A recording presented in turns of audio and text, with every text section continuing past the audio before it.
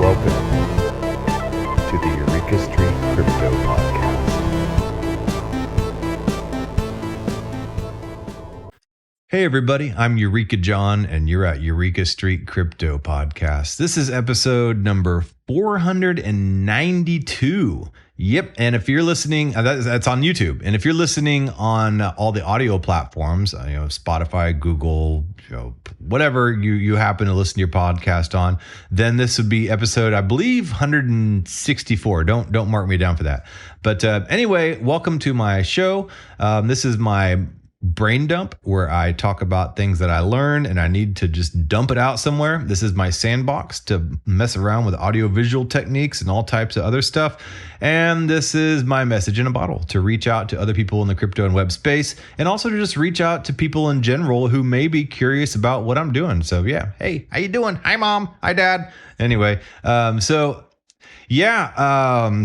I don't normally have guests. It's been a while, just because guests are sometimes kind of difficult to coordinate with, and I'm not the most organized person.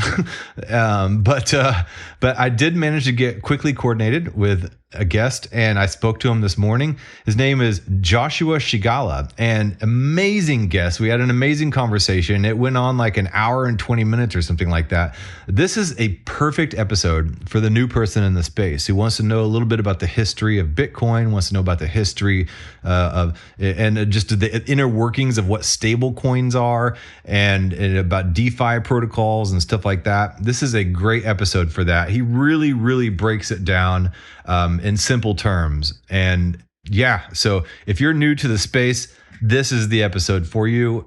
Just sit down and buckle up. It's going to be in for the long haul, but I think it's worth it. I think the time will go by before you need. So without further ado, here you go. I'm Eureka John, and today is a special day. I haven't had a guest in a while. Guests require work and corralling and all that other stuff. And just with all the work in the DAOs and all the work on the other podcasts and just my day job at the hose factory, not a lot of time, but my guest here today made it really easy. And I was super stoked when I first learned about him. And I see what he does. He's been around for a long time in the crypto and Bitcoin space, a heavy hitter. He's started the exchange Vaultoro back in 2015. This was right around the Mt. Gox days, if you're familiar with that. And he's been through a couple bull runs. He seems super experienced. And yeah, man, I'm really glad to have you on my little old show here. Now you're about to start a new project called the Standard.io. Welcome, Joshua. Welcome to this show. And if I missed anything, please feel free to add. Hey man, thanks John. Yeah, Eureka. That was the feeling that I saw when we first sort of when the white paper first came across my table as well. Not as in like we've struck gold, like this is going to make us rich, because back then it was you couldn't really do anything with Bitcoin. Mm-hmm. This was back in 2010 when I first saw about it. But 2010, wow. Okay. Yeah, it was late 2010, like around about November at that stage, and I remember looking at it. It was just below $1, and I remember thinking, "Wow, they've solved the double spend problem." Because I was actually trying to look at this problem already before, in about 2005, and because I was running the world's first swap site where people could swap clothes rather than buying and selling. Oh, and, cool.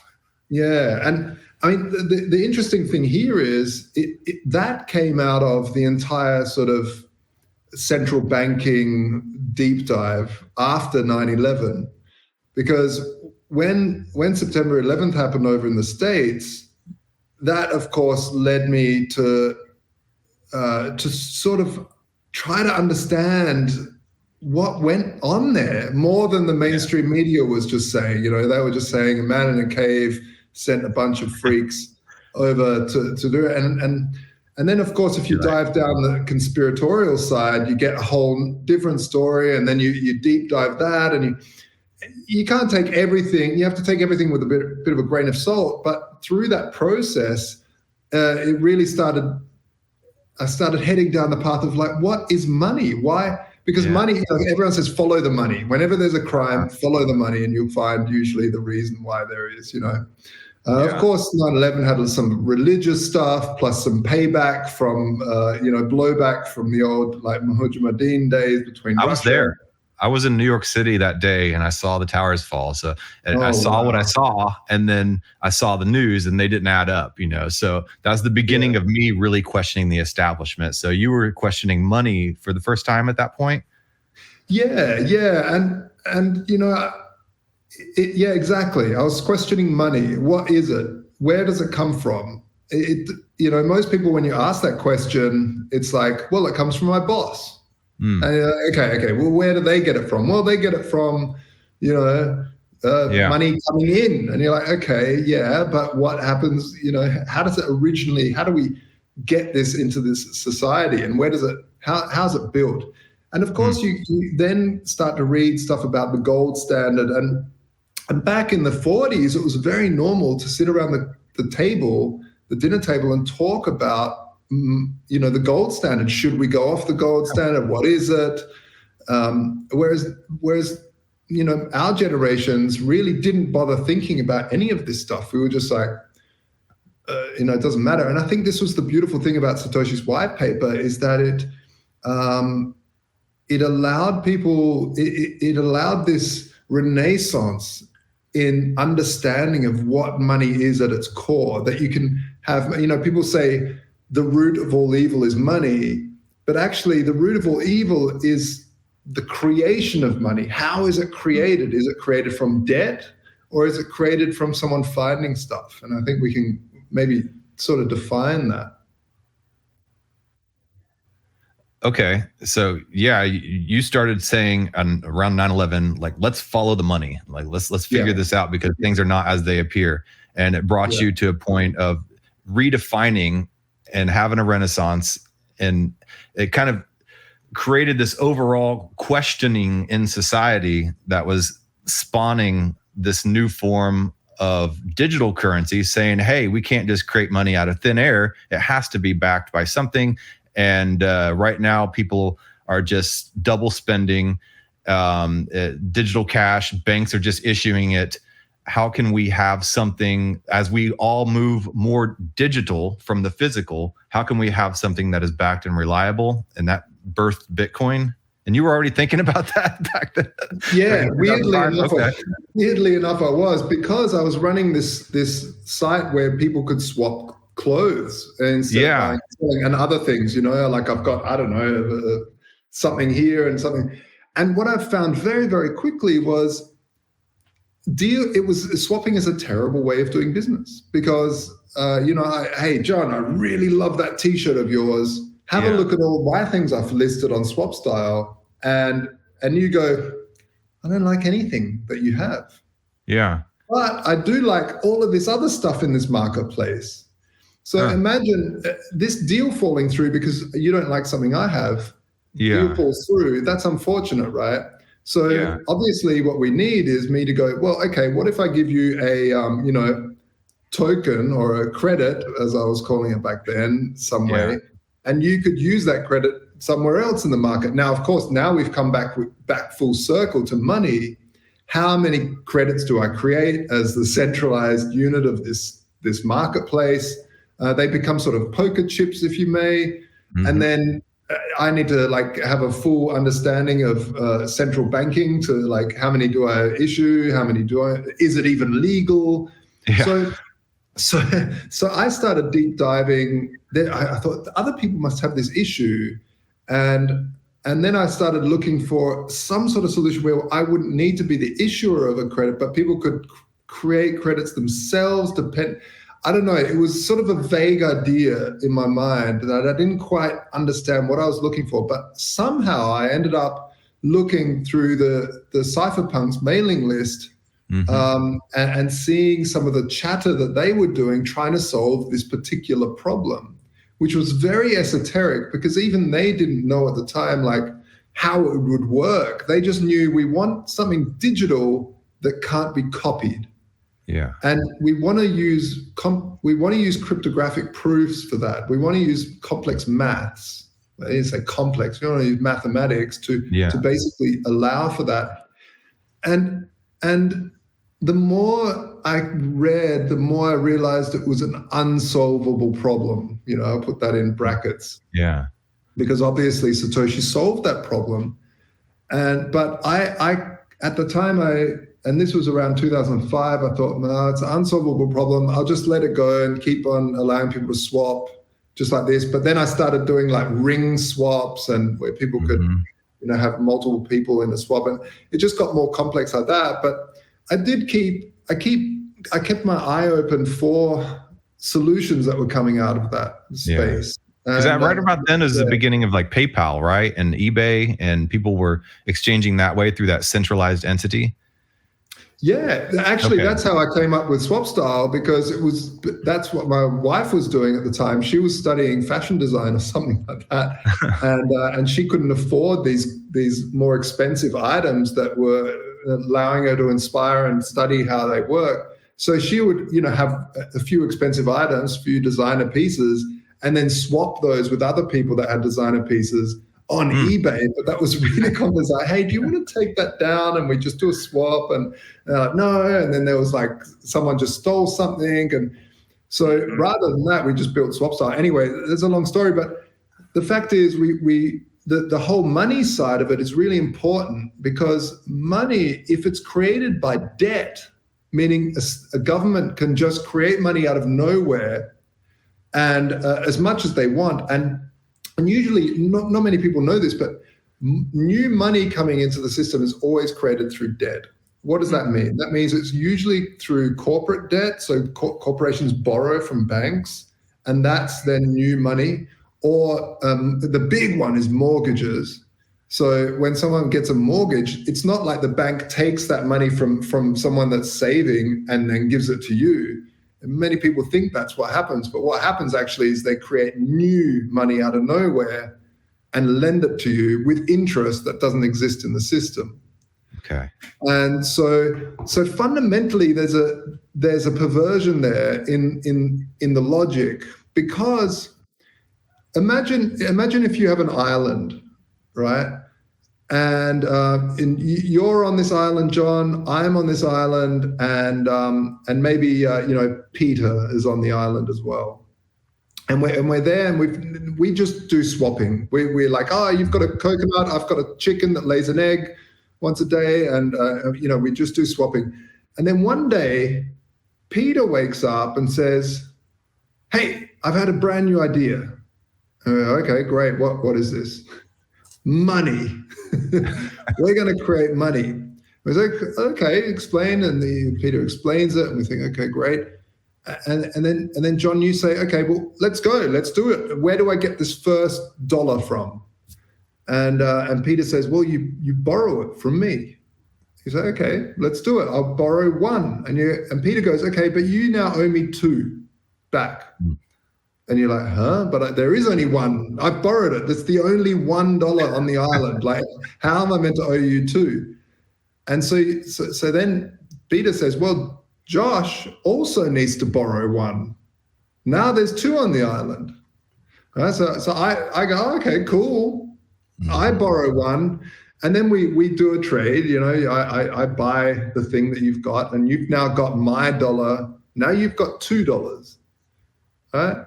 So now you go, okay, I'm gonna pay back my loan now to Peter. So you've paid back your loan. All of a sudden there's 0 on the island, because now you've paid off everything. But I owe 1, but there's none on the island. Right?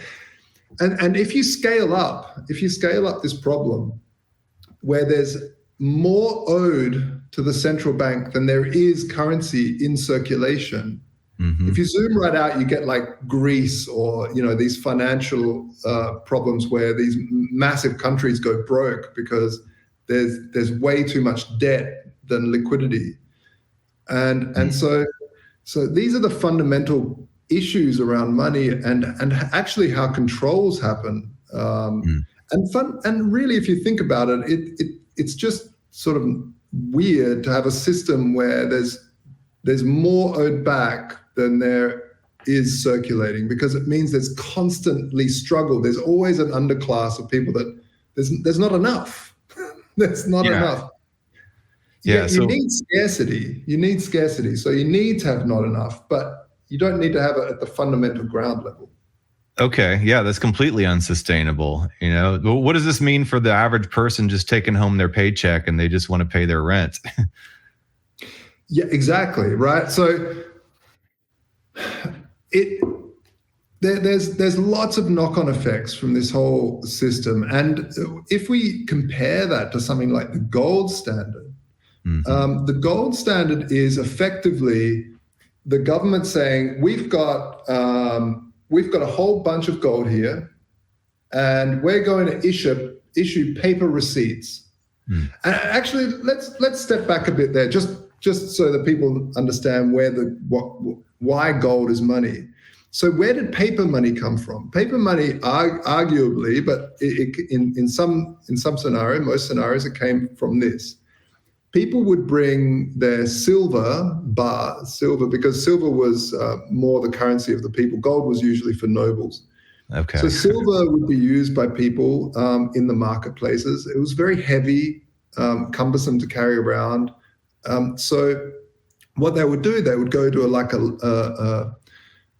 a vaulting facility, like the Rothschilds, vaulting facilities and stuff like this, and they would deliver this silver, and they would get a receipt. Okay, you've put in, a kilo of silver. Here's a kilo receipt. Here you go.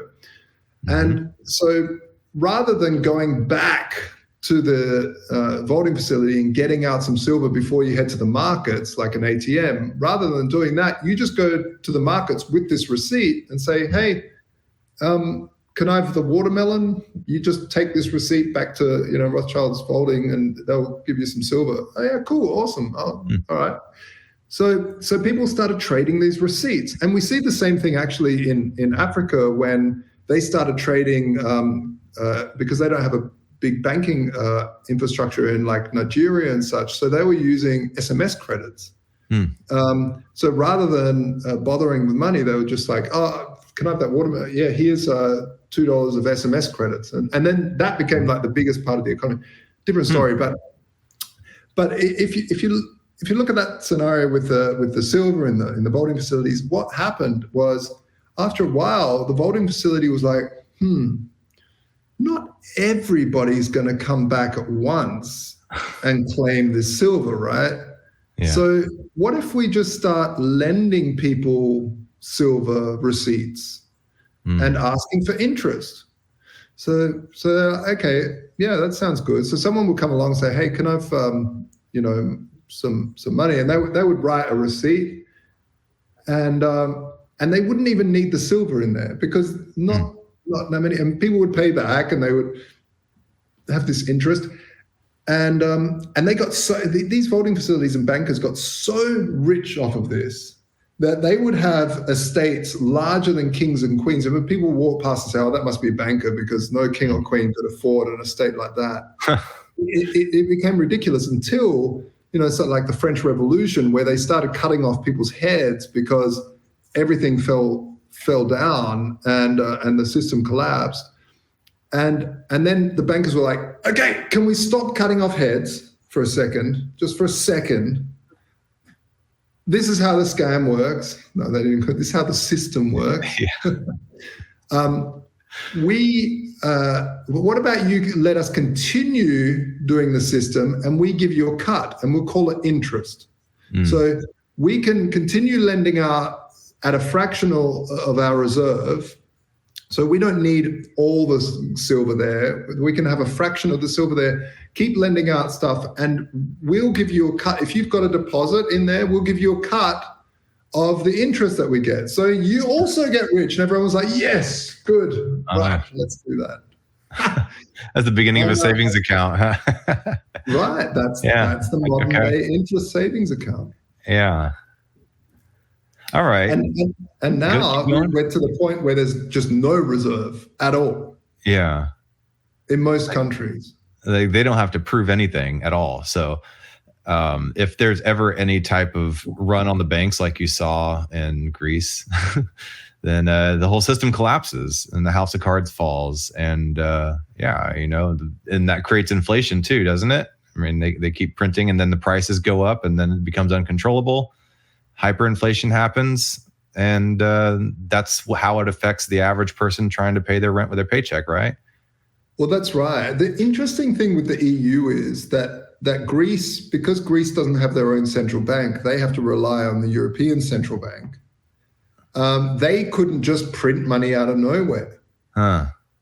So they had to beg the European Central Bank to please lend them money. And the crazy thing here, John, is that the European Central Bank demanded real assets like Acropolises, islands, things, that have actual value for lending them a few billion euros that they would print out of nowhere. Oh man, so that's the jig right there, and then they seize their assets, and then Greece is no longer a self-sovereign country. They're owned by everybody else. Yeah. Okay. I think it's a little more clear now as to why Bitcoin is needed then. So these countries and these people can get around that type of scam system thing, that they had going there. And that allows the peer-to-peer, person-to-person type of transfer of money in a digital manner as well. But it's something that takes work to make, proof of work, and it is something that is completely backable, and that's backed. It can back something else, right? Yeah. And so, okay, all right. It's okay, a rare number. Bitcoin is a rare number, just like gold is a rare metal. A rare number. Okay. I've never thought about that concept before. Okay. Right? There's 21 million of them. There's never going to be any more. There's probably there is factually way less than 21 million because of the amount of lost keys that can never be refound. And so these rare numbers, and this is what a lot of gold bugs don't get, and why there's so much toing and froing between turd slinging between the gold bugs and the crypto bugs, which is really unfortunate because I'm both. I love gold and I love. That's what I was about to say. You're straddling both worlds there, Yeah, so. Always have. I always have. And the reason is, people say, well, gold, why gold? I'm like, well, why cinemas? You got a 4K TV at home. Why cinema? Yeah. They have different purposes. I collect records and I still have MP3s on my phone. So Exactly. So there's a certain thing about it. What we really want to get to is to realize that the real enemy is fractional reserve banking by a central authority that can basically steal the savings of your life, the toilings and the amount of work you put in through your entire life to then be stolen from you by the stroke of a pen or a click of a computer at some central bank is unfortunate. And the funny thing is gold bugs have been saying this for years. And right now we're seeing it. People are actually living it. Mm-hmm. They're like, man, I had savings. My grandma had savings in her bank. And she had enough to live her days through. And now there's no way she can. She has to really ratchet down her spending. And this is unfortunate because the young doesn't really affect, inflation doesn't affect the young because the young can re-earn at a new measurement, right? They can go out there and earn at the new measurement. But old people, they've retired. They don't have enough time to go and re-earn the new valued currency. Yeah, the pensions are drying up. I mean, my father-in-law, he's, ex-fireman, and he's seen as a pension being inflated away right as we speak, So pensions are a whole nother scam, because pensions are effectively a Ponzi scheme. Yeah.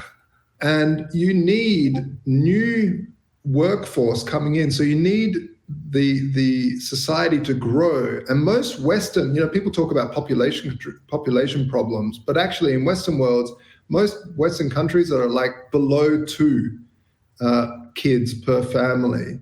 And if it's below 2, it means the population's declining because you need at least 2 kids for every couple.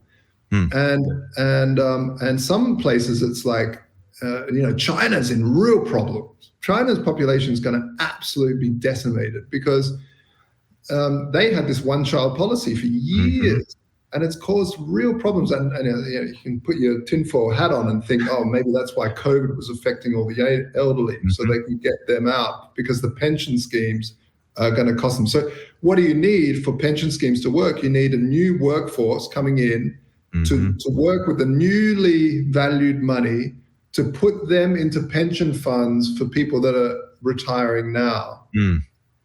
Just like in a Ponzi scheme, you try to get new investors in to pay the ones that are waiting for a payout right now. And everybody knows that the reason why Ponzi schemes are illegal is because they fail, they crash, they absolutely get decimated. And it's usually the ones that are already in. And in the case of pension schemes, it's the elderly that are already in the scheme, which is really unfortunate. Insurance companies are a much better way of dealing with that. But the best way, the absolute best way to have a secure system for the elderly and for your retirement scheme is to take absolute control of your savings and save in rare assets. Do not save in a currency that is being inflated away, and don't trust the pension schemes. Put money aside yourself. That's the only way to go. Okay. Well, I mean, you started Vaultoro in 2015. A lot of people say, well, with Bitcoin, we've seen exchanges just crash and just get hacked, and like Mt. Gox, for instance, and we've seen this over and over, constant hacking of exchanges, and crypto is so volatile and so unsafe, and all it takes is somebody who knows something about a computer to go in and just steal your money. So how has Vaultoro managed to get around that and get away from that type of circumstance? Yeah, so the whole when Mt. Gox collapsed, this was the very first Bitcoin exchange, and when it collapsed, the reason why it collapsed so badly was that there was no transparency. I don't think the CEO even knew for ages that he'd been hacked. And then when he found out and he didn't know the extent of it because it was so complex. So when he found out there was some, the numbers aren't matching up, there's a little bit of a minus here. We might need to figure out how to shuffle things about. It spiraled out of control so badly over the next months that then it became worse and worse and worse and worse and compiled on top of each other. So what I thought would have really worked a lot better would be to have a real-time auditing system. So my brother and I sat down and we developed what was called the Glassbooks protocol. And the Glassbooks protocol was a way of any exchange being able to always show how above reserve they are in a grandma-friendly, I like to say crack-smoking grandma-friendly way, because you really want the easiest possible thing to understand. And in real-time auditing? What's that? Like real-time auditing? You could go in there and, wow, okay. Yeah, because, initially when Mt. Gox happened, my brother and I sat down, we said, we need decentralized exchanges. We can't do, this is just, because this was after a string of different wallet hacks and stuff that was happening in the industry. The industry was super small back then. But it was like, man, you guys, all these hacks are raining on a parade so fantastic that it really is awful because, people, there's headlines like, CEO of Mt. Gox, CEO of Bitcoin, they would say, because they didn't understand even the concept. Yeah. Runs off with everyone's money. Anyway, so really, how the transparency protocol works was very simple. It was that the exchange would issue a secret code to you as a customer that only you and the exchange knew.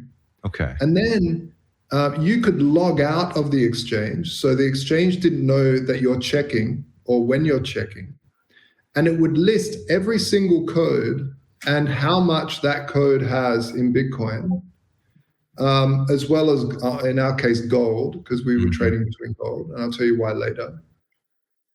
And then people could effectively go, without us knowing that they're checking, see everyone's holdings, and then we publish the public key where our cold wallets were. So they could see, okay, everybody's holdings is at least equal to or less than the amount in the cold storage. So it's a very simple mechanism to understand. And we couldn't fiddle the numbers, because if we fiddled with anybody's numbers, then it wouldn't match up, and anyone could check at any time and raise a red flag and say, hey, my number's wrong here. So it effectively sort of shared the process of anybody being able to hold up a flag. Hey, don't underestimate the ability of a grandma to be able to balance some books. I've seen some mom and pop operations with some serious grandma power behind those books, Right, absolutely. It's usually the grandma in the back end with the facts sticking out of the mouth. So it's really transparency is important, but now. We in 2019, I flew over to La BitConf, which is the Latin American Bitcoin conference. That was in Uruguay at the time. I think it was Uruguay. And on the way there, I read the white paper for Terra Luna. This was in 2019. And Terra Luna was just the next algorithmic stablecoin. There'd been a slew of them before. Oh man, I've lost money on like Ohm, on Klima, Abracadabra, Magic Internet Money, the Wonderland.money time, Refi, Frax, like you name it. Like I've been through all those. I'm just like, just watch them rise and fall, So Right. So when I hear the word new stablecoin, I'm just like, oh man. So we'll get to standard.io in a second, but I want to hear the background to it. Yeah. I'm really sorry to hear that, John. That's awful. And yeah, you're right. Like BitShares, all of these failed because there's basically when I got off the plane, I thought, here is another one. It's pure algorithmic stablecoin. What does that mean? Instead of having gold or Bitcoin or Ethereum backing like these rare assets that they can't print, what they would try, just for your audience, because I know you know this, John, but what these algorithmic stablecoins would do, they would basically print their own governance tokens to back the stablecoin. So if a one, I don't know, coin X, which is meant to like be pegged to the dollar, if it drops below $1, it would print more of its own membership governance token to equal that $1. So if it collapses, they just print more and more and say, look, it's the same amount of value back in this, But really, what happened with Luna, and I knew it would collapse. Of course, these things don't collapse in a bull market. Well, they were buying Bitcoin to try to back it up too. So that was their claim to stability, right? Look, if they had started to buy Bitcoin right at the start, they could have saved it. But then we're just back at another bank. Then we're just back at the same issue as the Rothschilds voting facility. I'm not picking on Rothschilds, just any voting facility. It's okay, you can. But it's the thing is, if you allow a central party to hold all the value that's backing it, you open up the system to systemic corruption.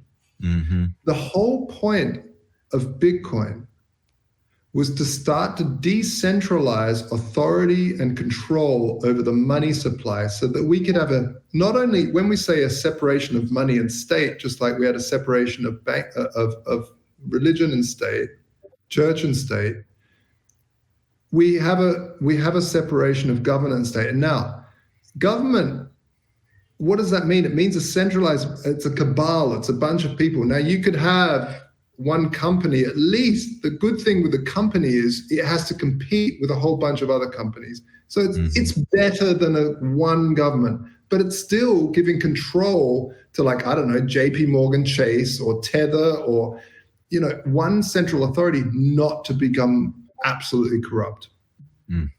So how do we do that? And this is why I started the Standard.io, because I wanted to build a truly decentralized stablecoin protocol that was fully backed, overly backed by collateral that was held in the private keys of the individuals. So you don't get something like Celsius, where you get these degenerate gamblers crossed with Wall Street nightmare, just screwing it all up. Rather, you have a system where anybody can lock up assets, and we'll go into the details of that if you want. But that the whole point is to get away from central authority holding vast amounts of value to back a currency. It's not the way to go. It can't be the way of the future. Yeah, I mean, you're speaking my language. I mean, as many times as I've lost money in this crypto space, and I've probably lost more money than I've actually put into it, I still have faith in all this stuff because I have faith in decentralization, and I know the power of financial autonomy and the need to break away from this current credit system that's just like being held over our heads as leverage for us to even have any type of opportunity. So technology is hard. Whenever you first want to decentralize, it takes a good understanding of technology. When the internet first came out, it was decentralized, but it had a huge technological learning curve. And what happened is these centralized entities like Facebook and MySpace and PayPal, all that stuff came in, and they said, well, we understand you're using this technology and it's decentralized, but let's make it easy for you. So that enabled the masses to come in, because really at the beginning, it's only a fringe minority of people, just like when Bitcoin first happened, to actually be able to use it.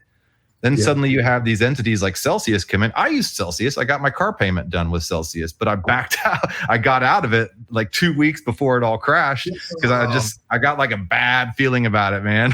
So, nice. But so there is like some positivity to some centralized entities to be able to allow the masses to understand some of this new technology that's coming about to help decentralize. But if that pendulum does not swing back towards decentralization, then you have over-centralized control resulting in oppression, right? It does. And even if it's not straight away, even if you have a malevolent dictator or benevolent dictator, it's still the threat of the next dictator being bad. And when I say dictator, I mean the person in charge. And so this goes for even Twitter and Elon Musk. So a lot of people are rejoicing that Elon Musk is there now to save the day, and he's going to allow all these people to have free speech on the more conservative side. So yay. But the fact of the matter is it's a centralized system. And centralized systems will get all sorts of pressure from all sorts of lobbies, and they have to comply. So, all of a sudden they'll have, awful images of child exploitation. Of course, shut it down. Okay, good, done. And then you get Hollywood saying, hey, there's memes with our pictures and they're controlled. You have to shut them. Okay, shut it down. Oh, by the way, there was someone shot and there was all these hate groups, and now marketers are leaving. Shut it down. The thing is, it's very hard because you have the ability to shut it down. You're compelled to shut it down. And so it's always a creep down towards the worst. Or what happens is that you have this bastion of free speech, the bastion of, when I say free speech, it could be money, it could be anything. You get to the point where if you centrally control it, it's just a matter of time between you controlling it, or a good person and a bad person. That's why a lot of people maybe will be absolutely happy about some, because there's some really great dictator in charge, or a really great leader in charge, and some law gets passed that's absolutely atrocious because it spies on everyone, but there was terrorism, so we have to, and there's a really good leader, so they'll never abuse that power. It's great. Then all of a sudden, that person's up for a re-election, and some total nightmare gets in who's a full-on megalomaniac, and comes in with power and wants to control everything. So it's really important that these centralized systems don't exist, and we start to show the virtues of having decentralized systems and figuring things out there. Yeah, with centralized systems, all these whataboutisms start happening. All these extenuating circumstances start to pile up to the point where it becomes the weight of those extenuating circumstances start to press down on people. And it's really only the innovative people on the fringe that are able to kind of skirt out of that, out from underneath, and create a new system. But then again, it's hard to understand, and it takes some personal responsibility and some accountability to be able to learn how to keep your keys, your private keys, to keep your seed phrase. It takes with autonomy, and financial autonomy takes responsibility. With decentralization, it takes responsibility, and I cannot say that enough. I want to get back to the standard here now. So standard is decentralized, asset-backed, concrete asset-backed, with a synergy going with Vaultoro, a gold Bitcoin exchange that stores your gold and stores your Bitcoin. It has absolute transparency.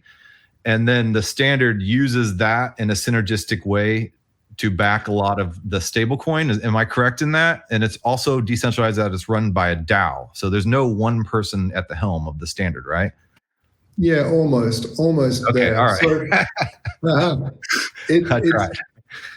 So, let's start from the start. When the very first idea was, and it's an idea that's pretty much common in DeFi. It's, why trust Celsius? Why trust a third party to give them money and allow you to borrow against that collateral, right? So let's say you need to buy a car, car's $5,000, you put in 10 grand and you can borrow half of that. So now you haven't had to sell your crypto because it's going up in value. So you don't want to sell it. Plus you don't want to get hit with capital gains tax. So rather than selling it, you borrow against it. Yeah. For my Subaru out in the driveway, I managed to borrow against some Bitcoin I had. I got the cash I needed to put down a good down payment and lower my payment to where I needed it to be every month. And then I paid back to get my Bitcoin back, and it was all well and good. My Bitcoin raised in value and I never lost it, right? So fantastic, right. Wonderful. And it's a really great system. But imagine if we could do that without a central party. Imagine if you could borrow money from yourself rather than going to a bank like Celsius effectively is. So how would that work? It would mean that there's a smart contract. And for those that don't know, a smart contract is nothing less than a computer program. But it's a computer program that runs on many, many machines. And at least half of those machines need to have the same output, need to have the same answer to any query for that to be true. Why is that important? Because it means that if you run a money thing on one computer, that computer could have a virus and it could be hacked. If you can run the same program on thousands of computers and you're dealing with money, then if half of those, if 51% of those computers come out with one answer, you can trust, okay, that's truth. And so what you do is you send Bitcoin into a smart contract or Ethereum, and you lock that up. Let's say you put $1,000 in that, and you can say, okay, that's very volatile, but I'm going to borrow up to half of it. So I don't care if it's volatile up in the upper regions. I'm just going to borrow 500. I've put 1,000. I'm going to borrow 500. And that borrow is minted as new, fresh money being minted, new tokens being minted. And so this was the basis of the standard. And it's actually very similar to MakerDAO. Maker was the very first that initiated this concept. And it's brilliant. It's really, really brilliant. The thing with Maker is it was the very first, and there's a lot of problems with it. And we want to build the next generation version of that. Okay. And in fact, I bought my car, just similar to you, I brought my car with a Maker Vault. So I put in a whole bunch of ETH, and I borrowed against that. And I bought my car, and then the ETH went up, and I paid it off, and I pretty much got my car for really, really cheap because that's such a good feeling. And you didn't lose any of your ETH, right? Yeah, and it was capital gains tax free because I didn't. I didn't sell anything. I borrowed it. So, so I wanted to figure out, okay, how do we do this? Because Maker uses a very similar thing to central banks to be able to stabilize their stablecoin. They use what's called a stability fee, or in actual fact, it's an interest rate. So for those that don't know how that works, let's say the stablecoin in DAI, the stablecoin in Maker is called DAI, D-A-I. Terrible name, but it is what it is. So one DAI is equal to $1. Now, what happens because DAI is just a token, it's just a cryptographic token. What happens if that falls below $1? Well, what happens is that the system, because all of that DAI came from people locking up assets and borrowing new DAI into the system. So they're borrowing, it's sitting there, they borrowed at 0.5% interest, and they're happy with that. Now, if DAI falls below $1, what happens is the whole system ratchets up the interest rate. So now all of a sudden it's 3%, and people are like, ooh, I borrowed at 0.5, now I'm paying 3, I might pay off my debt. So what they do is they go on secondary markets, they buy up DAI to pay off the debt. That buying pressure, that demand, supply demand, the more prices go up. So this demand drives the price back up to $1. Now, if it overshoots, DAI starts being so demanding, everyone's wanting DAI to pay off the debts because this is crazy, I'm not paying 5%. Then what the system does is lower interest rates, and then more people want to borrow. Like, oh, wow, that's a good deal. I'm going to borrow. They flood the secondary markets with this new borrowed money, and prices come down again because too much supply means cheaper, means prices go down. So this is why it's called a soft peg. It's not really pegged. It's kind of always up and down between that. It's been very, very stable. In fact, it's been one of the best systems. But when I looked, I just don't like the thought of interest being at the base level of money. I don't like the thought of it. And, a lot of Christians, a lot of Muslims, a lot of religions, they don't really like this, the concept of usury. Yeah. Now, I personally don't have a problem with interest at the person-to-person level. Like if I lend you $1,000, I don't see anything morally wrong with me charging you interest on that, because I have opportunity costs. While that money is not in my control, I can't build things, I can't employ people for that. So there's an opportunity cost that has interest. But at the base level of money, if I'm a central bank printing money out of nowhere and asking for interest that doesn't exist in the system, like the island I talked about in the beginning, then it's just a corrupt mechanism. When I say corrupt, I mean it's just mal-incentivized. It's just mathematically and logically perverse.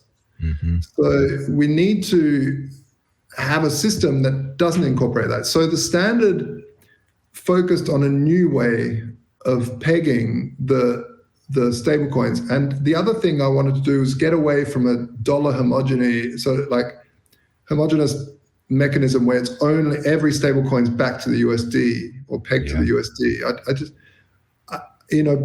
We're based in Europe and the UK, and we've got some people over in India, we've got some people over in all over the world, and being at Voltoro, we have people working for us from all over the world too, and they send invoices.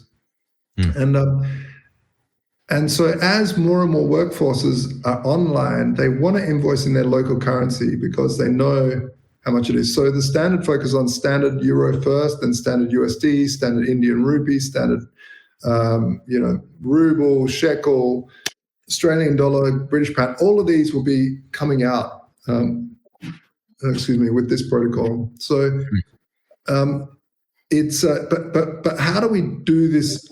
How do we peg the one S-Euro to one? Because at the end of the day, it's just an ERC20. So how do we do that?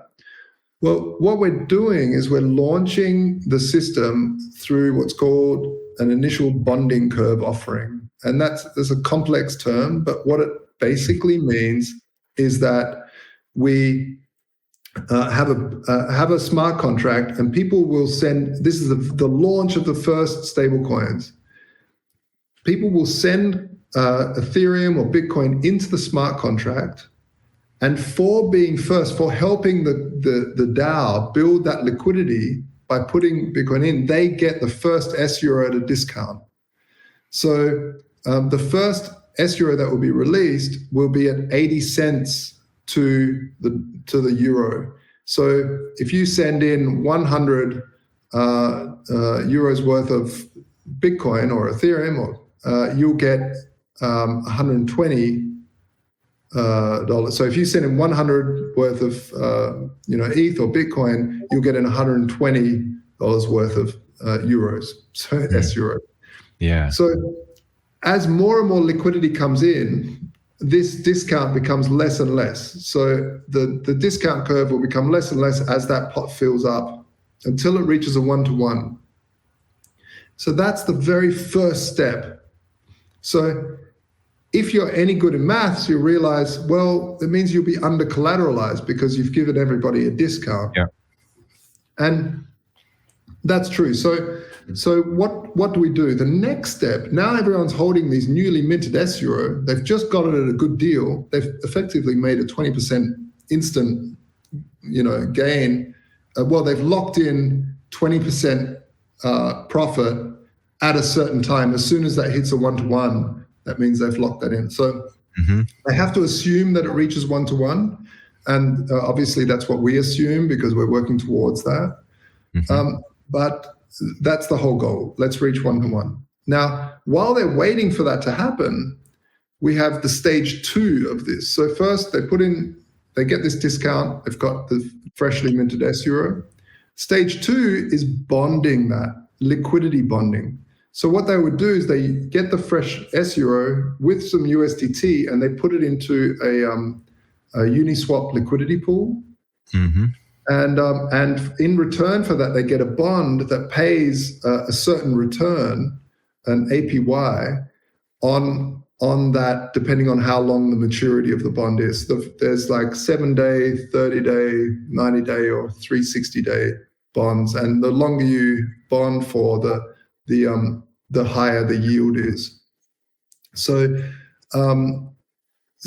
what that does is start to build out this liquidity pool, and this helps bridge that gap, that little gap that we have not being enough in the pool.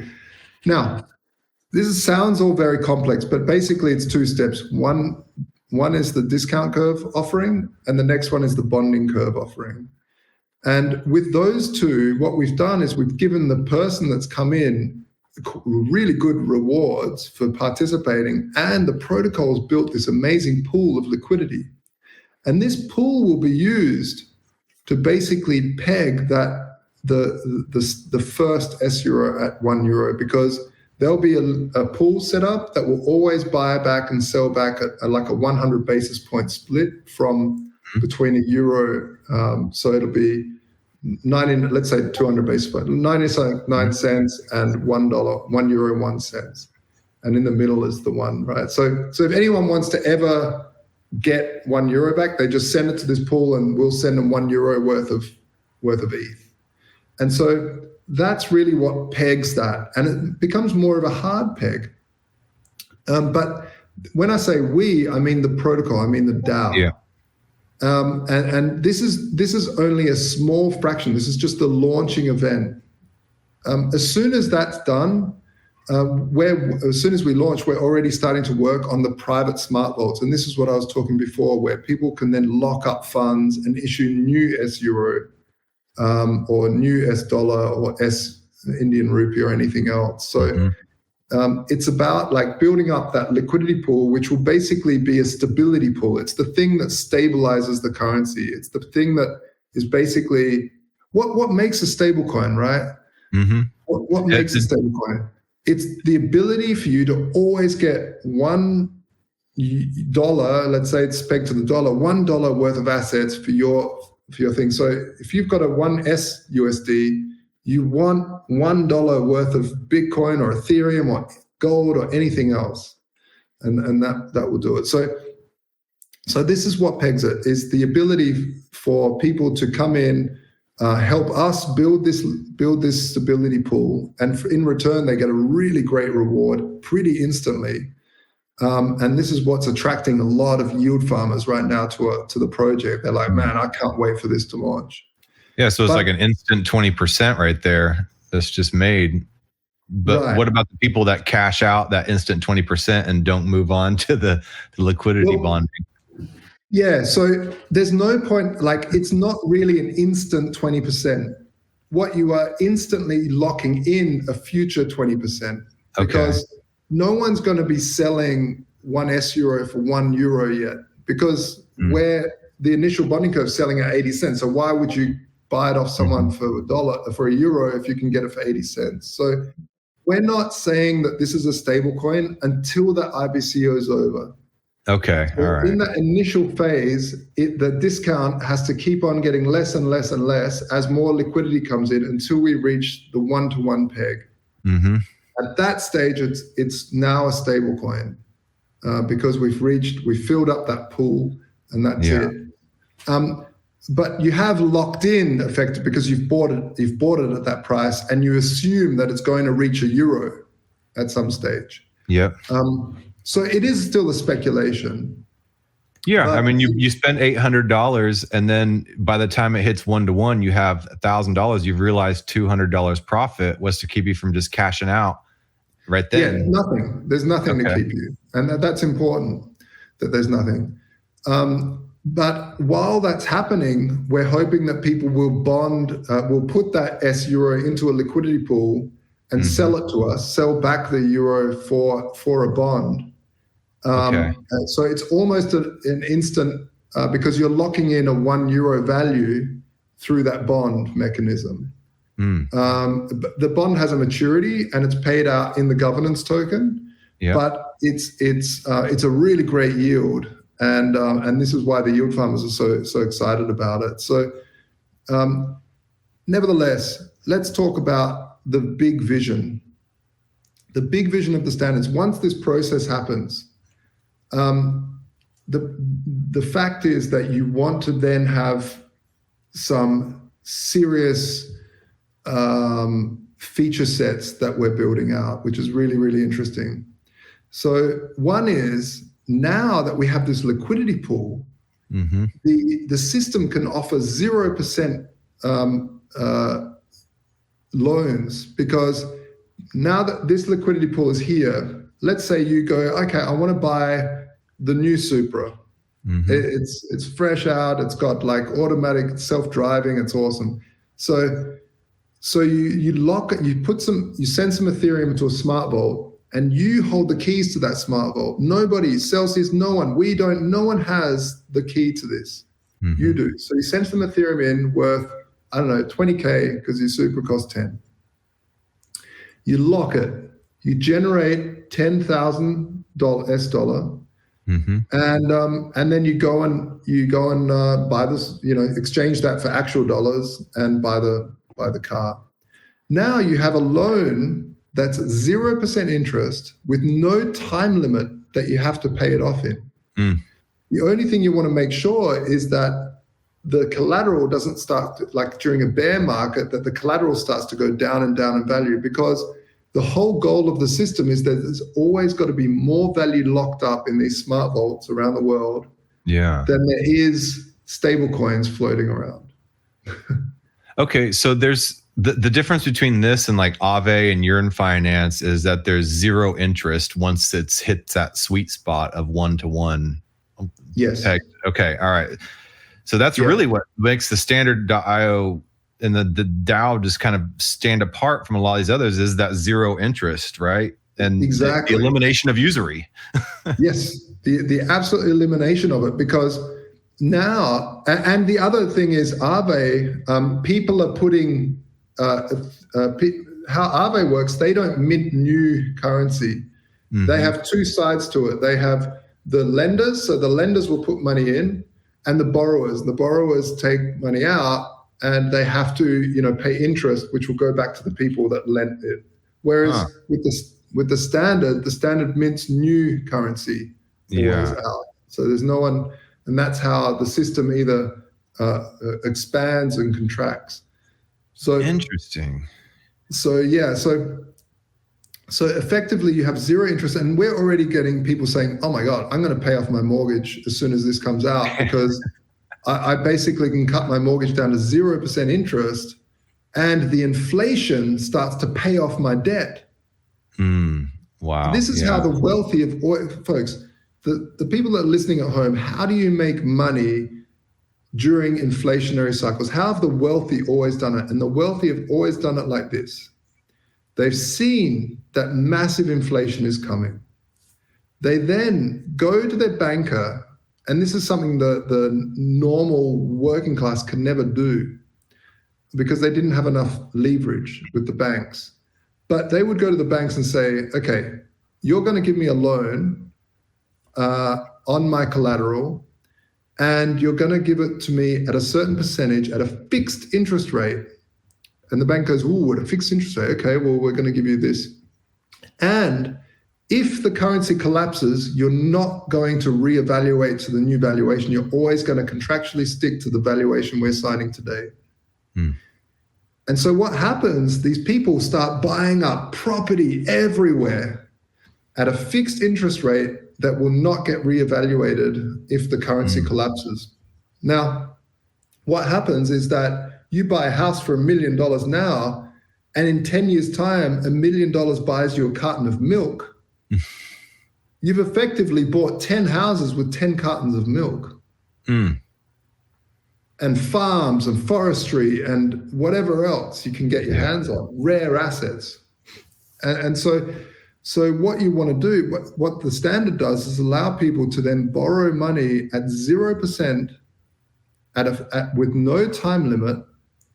And because it's maths, because you're using a smart contract, you're using mathematics. It doesn't matter how many guns you point at 2 + 2, it's always going to equal 4. It's never going to equal 5. So it doesn't matter what the state or anyone says to the smart contract. It doesn't matter.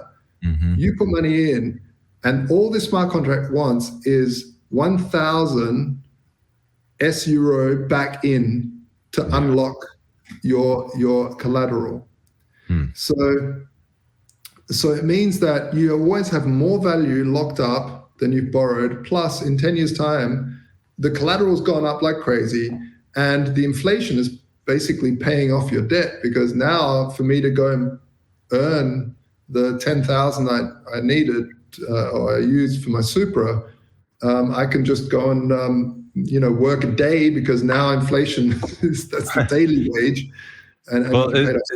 Inflation is as a way to rob the poor, so created by the banks and the government. So you're basically essentially using the weapon of the banks and the governments to your advantage against themselves. Exactly. That's the point. And the unfortunate thing, if the viewers at home are still understanding and with me on this, and maybe they have to go back and listen to this interview a few times, is to truly understand how the system works. And that's unfortunate, because it's the technocratic class that are really taking advantage of DeFi right now. And that's really, really sad, because it's the normal people that aren't eating and breathing this stuff day in, day out, that don't understand it, will miss out on a lot of these amazing deals that are happening right now. It's hard to learn. Saving money. Yeah, it's like figuring out MetaMask wallets and private keys and all that stuff is really difficult. And so in order to be truly innovative, you have to learn the technology. And again, it comes back to that personal responsibility part. But I want to, and I feel like you want to, help people learn how to use this, because it is possible for to not be rich and to participate in this democratization of finance that's going on, to subvert the credit system that's happening and the inflation that's happening.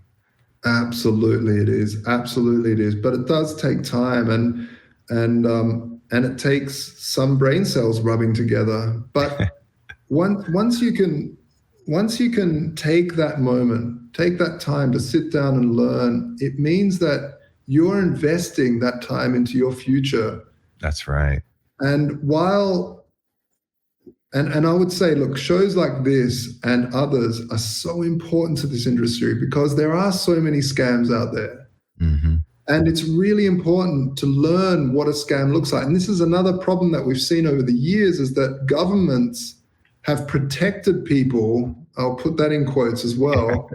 It's for your own good. For your own good, right? You have to be an accredited investor and all this sort of stuff to even participate in things, which is unfortunate because it's protected people so much that they'll see something on Twitter with Elon Musk saying, "Send me 1 Bitcoin, I'll send you 2 back." Yeah. And they'll actually do it, which is so ridiculous. But it's I think a byproduct of being cotton wooled into ridiculousness that I feel like society, like people, to learn what a scam looks like. Unfortunately, most people need to touch the candle before they understand what heat looks like, feels like, and that's really unfortunate. And my first $99 of Bitcoin I bought in 2018 was a scam, and it's one of those websites where you could log into the dashboard and see your Bitcoin raise in value. With of course, I was never able to get it back. So. Same, man. Yeah, that was the first experience, man. And I'm still here. Yeah. Well, I tell you, you're very, very. There's not many people like you, because most people will then just never look back. It happened to a friend of mine. He lost, a few $1,000 on Mt. Gox, never went back, and missed out on all of the gains that have happened since then. And because it just left a terrible taste in his mouth. And look, scams are going to get worse and worse and worse and worse, because AI and deep fakes are making it so easy to fake people and cheat people, because you can sound, I can change my voice with some AI and make it sound exactly like Barack Obama, exactly like anybody. And I mean, it's bad enough already, especially the elderly. They get really preyed upon because they hear, "Oh, look, it's my grandson called me out of the blue, and he's got corona, and he's asking for money, and yes, of course I'll send you the gift card worth that much money." Like, it's really terrible. But I don't know where I'm sort of rambling here, but I'm saying, like, shows are this important because we need to understand, when you get into crypto, what scams look like, and the difference between it. And unfortunately, I think one of the unfortunate parts of crypto is that Bitcoin maximalists, as well as certain people, will just call everything a scam. Oh, yeah. They'll just say Ethereum's a scam. And then you're like, well, is it though? Because there's like hundreds and thousands of developers working on it. And it doesn't seem like, well, if that's a scam, then OneCoin, they're calling OneCoin a scam. So now nothing's a scam because everything's a scam. Yeah. And so I think we need to stop using the word scam so loosely and actually really point out, like OneCoin, like BitConnect, like some of these real scams which really defrauded. Even Terra Luna, I think, was, I have to choose my words here, right? There's no proof here. But I would say that it was a financial experiment that I don't feel the people behind it knew as, like, maybe they did. But we've got to remember that when Marx came with communism, how do you experiment with an idea? Well, you have to, like, convince a government. The government creates a geographical border, threatens people with guns and gulags, and says, this is the new economic experiment. With crypto, it's voluntary. There's a lot of weird economic experiments happening that could absolutely and most probably will fail. I'm glad you say that, because I constantly say on this show, the beauty about a DAO is to be able to experiment with all different types of governance and ways of doing things and rule structures without killing or pillaging anybody. I mean, you might lose some money, but it's voluntary, like you said. So, yeah. Very well put. Absolutely well put. And so it's really important to remember, like, do not invest the farm, do not put, like, take everything with a grain of salt, but also learn about economic theory, learn about stuff. So if you read a white paper and it says that they're backing the currency with nothing but math, have a look at what's happened over thousands of years. Has that ever happened before? No. What have they backed it with? Okay, they've backed it with gold. Okay, how does that work? Oh, yeah. Okay, so what we're doing very similar to the backing with gold, we're backing with rare assets like this. But sorry, John, I'm jumping over the place, but it just reminded me of something else. One of the other quite all right. I'm glad you feel comfortable enough to free flow it. So. Yeah, thanks, man. So with the smart vaults, imagine you lock up some funds. Like, let's say if you locked up 1,000, you've borrowed 500, you've locked up this in the smart vault, in the smart contract, and let's say the price is tanking like crazy. All of a sudden, your collateral's worth 600, but you borrowed 500, so you're almost at being liquidated. What that means is that there's a whole bunch of vultures sitting around ready to buy your collateral under market value. And what they do is they take, like I'll just go on with the S-Euro thing, even though you've probably got audience members from around the world. But what they do is they take S-Euro and they throw it into the liquidation smart contract, which burns those, but then in return gives them the collateral. So now we've made sure we've burnt some S-Euro that's worth more, less than the collaterals coming in. So there's always less S-Euro floating around than there is collateral in the space. Now they've taken that. To stop those liquidations happening, we're doing multiple things. Like, one thing is, let's say you borrowed all this money from yourself. It was a bull market, you're going crazy, and now it's a bear market.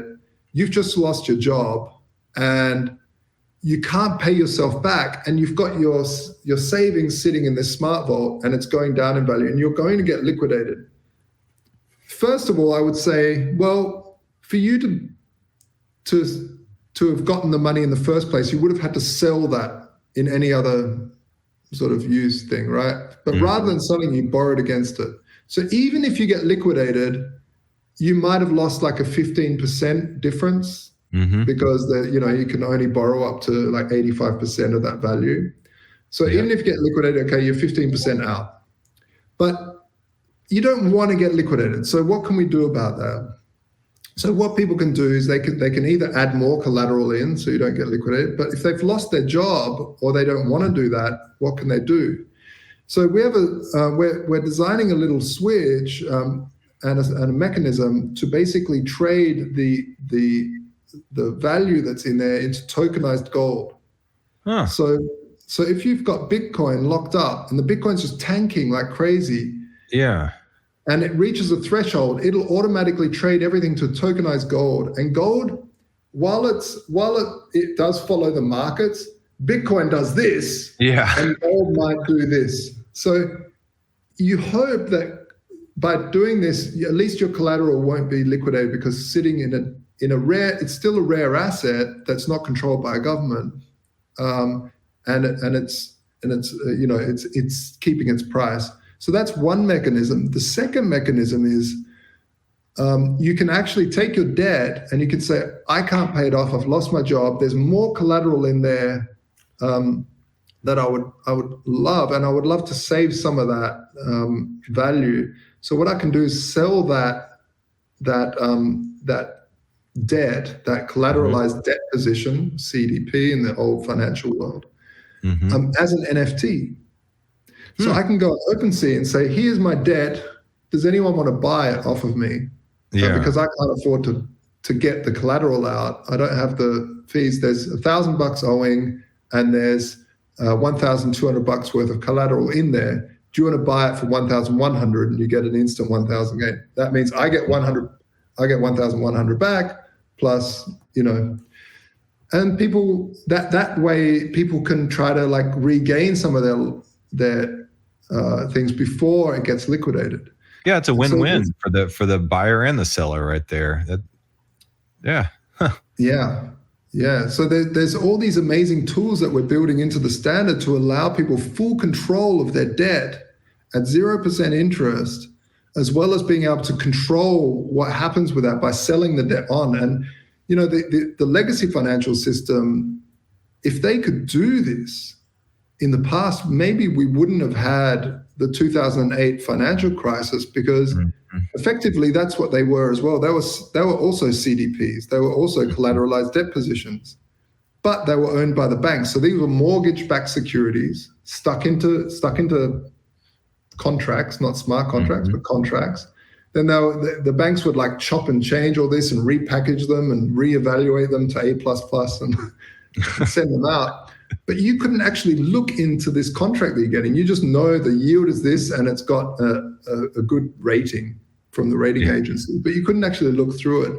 The guy in The Big Short, the drummer who's like going nuts, he had enough patience to really go through the paperwork and dig through thousands and thousands of rows of Excels and go, something doesn't seem right here. But the normal person doesn't. Whereas with these smart contracts, imagine if all these could be NFTs, these debt positions could have been NFTs. You could have just run a computer program to go, what is in this? And they go and collect everything up and see, oh yeah, look, hardly any of this is getting paid back. The yields are getting lower and lower. I think there's something sketchy here. Yeah. So I think the future of finance is really, really interesting. And this is what we're building, and this is what the crypto industry is building. And it's regulated under maths by mathematics, which is the ultimate regulation. It's transparent more than any other financial institution could show, because it's ultimately transparent. You can see on the blockchain is what this is made of. And so it's a really fascinating time. I'm really, really excited about what not only we're building, but what DeFi is building during this entire bear market. And what will happen in the next 5 years is going to be extraordinary. And we're up against some big gains. And I'd love to come back on the show and maybe talk about the dangers of CBDCs. Well, yeah, exactly. I mean, that's a whole other can of worms, is CBDCs, how the traditional TradFi system wants to regulate all this stuff that's going on. And that's a big hot topic right now with that interview between Eric Voorhees and SBF that just happened on the Bankless podcast. I mean, there's a lot of opinions right now flying around about that. So that would be amazing to have you back on to talk about that. I know that's an entire other at least hour to talk about the regulations and CBDCs. I feel super strongly about CBDCs. I hope they never, come into actual working fruition. I'm fighting with any little resources and means I have to help people be aware of the dangers of CBDCs. So, yeah. But anyway, we've gone an hour and 16 minutes. I appreciate your time.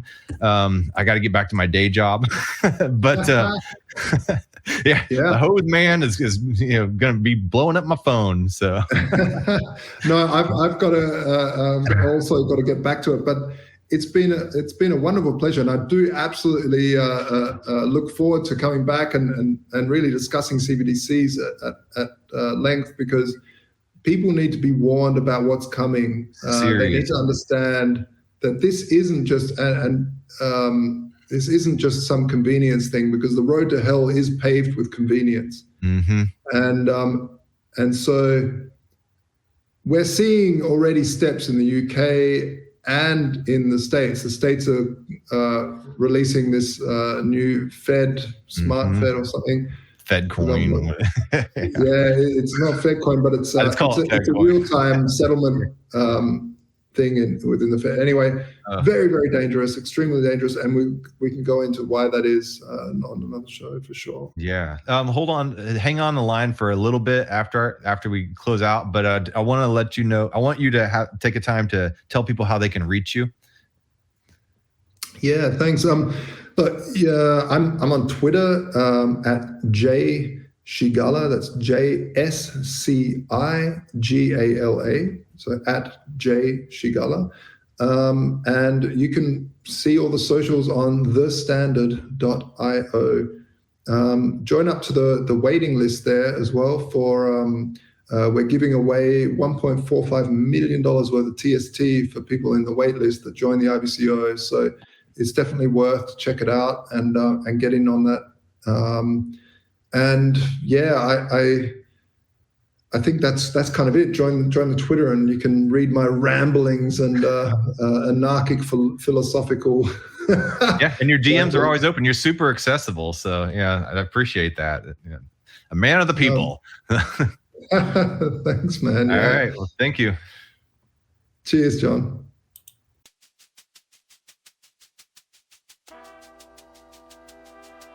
Thank you for making it to the end of this program. If you actually like this content, give a thumbs up. And if you want to hear more, just hit the subscribe button. I'm available on YouTube, Odyssey, and BitChute, and on all the major podcasting platforms in audio version. Spotify specifically. If you would like to follow and leave a review, that would help a lot. I am also available on Twitter at EurekaJohn1. That's EUREKA John, JOHN, and the number 1. My DMs are always open. Feel free to shoot me a message. Thanks again.